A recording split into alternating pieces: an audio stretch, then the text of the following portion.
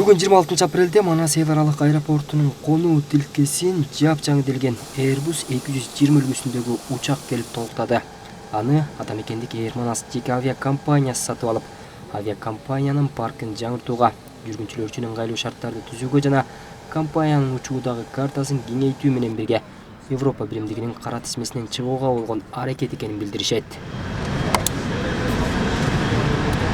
Бул жаңы келген биздин учактар менен биз ойлоп атабыз, биздин картада, биздин маршруттарда жаңы шаарларды көргөнгө мүмкүнчүлүк алабыз деген оюбуз бар. Экинчи жана кара тизме боюнча биз бул жыл 2021-жыл биз оператор катары да биздин өлкөбүздө ошо кара тизмеден чыгууга аракет кылып, бул бир натыйжа алып келерин деген ойдобуз.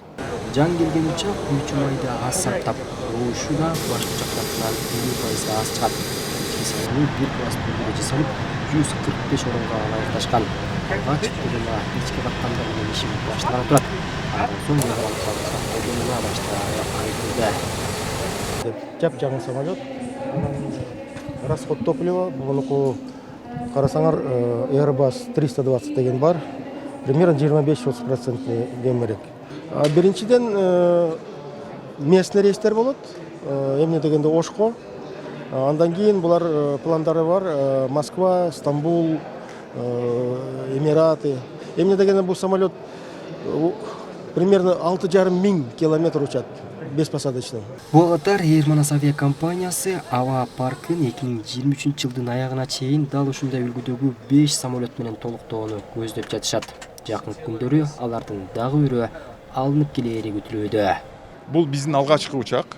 Мындан кийин биздин жакынкы кыска убакытта көрөсүңөр, биздин дагы бир самолетубуз келет, учагыбыз келет. Анан кийинки этапта биз региондук жанагы чакан, ыкчам, жанагы биздин Баткен болсун, Ыс көл болсун, жана башка шаарларга учуучу планда экинчи этапта ошол планыбыз бар. Бул иштин алкагында Кыргыз Республикасынын транспорт, архитектура, курулуш жана коммуникация министри Гүлмира Абдуралиева да Манас авиакомпаниясынын жетекчилигине жана өкүлдөрүнө авиакомпаниянын паркын жаңыртууга, жүргүнчүлөр үчүн ыңгайлуу шарттарды түзүп жаткандыгы үчүн ыраазычылык билдирди. Ошондой эле ал дагы көрүлгөн аракеттин бардыгы Европа биримдигинин кара тизмесинен чыгуу экендигин айтты. Бакытбек Болсунов, Бакыт Жапаров, Азия ТВ, Бишкек.